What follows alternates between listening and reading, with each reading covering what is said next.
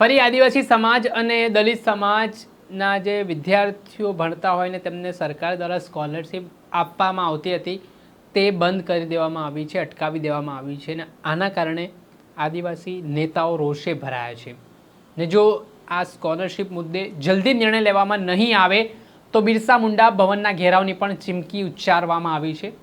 ફરી શું કહી રહ્યા છે આદિવાસી નેતાઓ, વિગતે વાત કરીએ। વૈષ્ણવજન તો તેને કહીએ જે પીડ પરાઈ જાનાને રે। દર્શક મિત્રો, નવજીવન ન્યૂઝમાં આપનું સ્વાગત છે। હું છું ફૈઝાન। એક તરફ ભણશો તો આગળ વધશો, બેટી બચાવો બેટી પઢાઓ જેવા તમામ સ્લોગનો સરકાર દ્વારા આપવામાં આવે છે, જાહેરાતો પાછળ કરોડોનો ખર્ચ કરવામાં આવે છે, પરંતુ જે આદિવાસી સમાજ હોય, દલિત સમાજના પછાત વર્ગના વિદ્યાર્થીઓ છે તે કંઈક સ્વપ્નાઓ સેવીને અભ્યાસ કરી રહ્યા છે, પરંતુ આમાં કેટલીક વાર રોડાઓ ઊભા થાય છે, બાધાઓ નાખવામાં આવે છે। અને જે કેન્દ્ર સરકાર અને રાજ્ય સરકાર દ્વારા સ્કોલરશિપ આપવામાં આવતી હતી તે સ્કોલરશિપ અત્યારે અટકાવી દેવામાં આવી હોય તે પ્રકારના આક્ષેપો સામે આવી રહ્યા છે।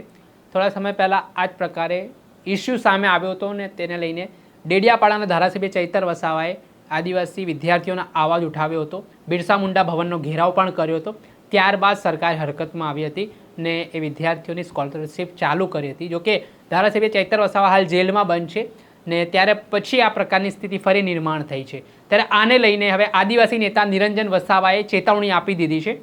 જે રીતે આ સ્કોલરશિપ બંધ કરી દેવામાં આવી છે તે મુદ્દે તેઓ કહી રહ્યા છે કે જો 15 દિવસની અંદર આ જે વિદ્યાર્થીઓના ભવિષ્ય સાથે જે સવાલો થઈ રહ્યા છે, વિદ્યાર્થીઓને જે રીતે હેરાન કરવામાં આવી રહ્યા છે તે બંધ નહીં થાય તો પછી બિરસા મુંડા ભવનના ઘેરાવની પણ તેમણે ચીમકી ઉચ્ચારતા શું એલાન કર્યું છે તે સાંભળો। મિત્રો, તમે આ સરકારની માનસિકતા જુઓ। આજે એસટી કેટેગરીના જે બાળકો BA BSc કરે છે, નર્સિંગ, ફાર્મસી કરે છે, જેવા વિવિધ કોર્સો કરી રહ્યા છે, આજે તેવા બાળકોને 2025-26થી આજ દિન સુધી સ્કોલરશિપ મળી નથી। ગત વર્ષે પણ અને અગાઉ 2-3 વર્ષ પહેલાં પણ આ સરકાર આ જ કરી રહી છે વર્ષોથી। આજે સરકાર મોટી મોટી વાતો કરે છે, બેટી બચાવો બેટી પઢાઓ, પઢેગા ઇન્ડિયા, તબ તો આગે બઢેગા ઇન્ડિયા, ભણશે ગુજરાત, આગળ વધશે ગુજરાત। પણ જ્યારે આ ડબલ એન્જિનની જે સરકાર છે, જે કેન્દ્રમાં અને રાજ્યમાં, આજે કેન્દ્ર સરકાર દ્વારા ગુજરાતમાં જે સ્કોલરશિપ બાબતે જે ગ્રાન્ટ ફાળવવામાં આવે છે, કેન્દ્ર સરકાર દ્વારા 1 રૂપિયો પણ આજ દિન સુધી ફાળવવામાં આવ્યો નથી।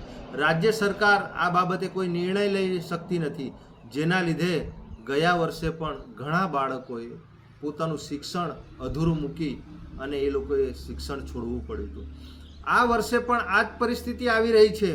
શું અમારે સરકારને દર વર્ષે ઊંઘમાંથી જગાડવા પડે છે કે બાળકો આજે SC ST OBC તમામ સમાજના આજે લાખોની સંખ્યામાં 9 લાખથી પણ વધુ બાળકોની સ્કોલરશિપ આજે પણ લટકતી તલવારની જેમ લટકી રહી છે।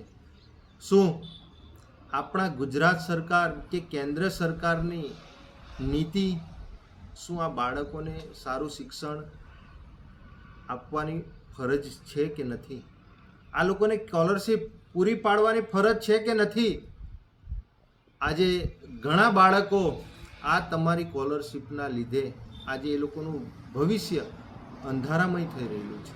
તમે મોટી મોટી વાતો કરો છો, તમે કરોડો રૂપિયાના કાર્યક્રમો, નવા પ્રોજેક્ટો લાવો છો, પણ જ્યારે શિક્ષણની વાત કરીએ ત્યારે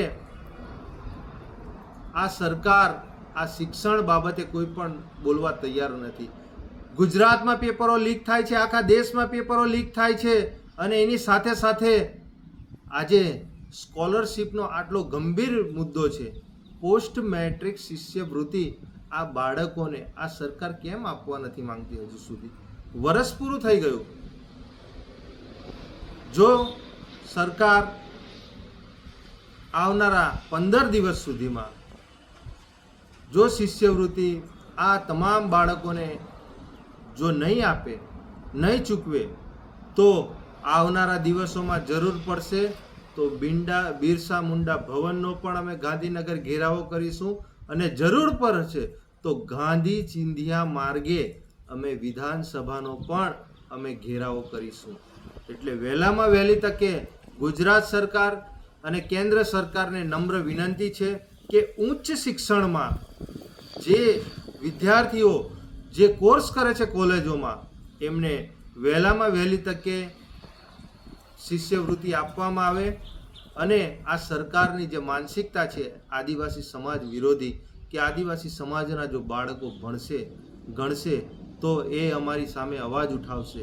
ક્યાંક ને ક્યાંક અમને એમ જ લાગી રહ્યું છે કે આ સરકાર જે આ શિષ્યવૃત્તિ આજે એક વર્ષ થઈ ગયું પણ તેમ છતાં નથી આપતી, એટલે આ સરકાર આદિવાસી વિરોધી છે. આપણે સાંભળ્યા હતા આમ આદમી પાર્ટીના નેતા નિરંજન વસાવા. તેઓ કહી રહ્યા છે કે સરકારનું એક આ ષડયંત્ર છે જેના કારણે આદિવાસી સમાજના હોય કે દલિત સમાજના યુવાનો હોય તે ભણી ગણીને આગળ ના વધી શકે, સરકારને સવાલ ના કરી શકે, તે માટે અવારનવાર વિદ્યાર્થીઓને હેરાનગતિ કરવામાં આવે છે, તેમની સ્કોલરશિપ બંધ કરી દેવામાં આવે છે.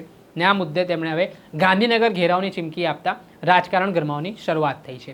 દર્શક મિત્રો, આવા જ વિડીયો જોવા માટે નવજીવન ન્યૂઝ જોતા રહો, લાઇક કરો અને વધુમાં વધુ શેર કરો.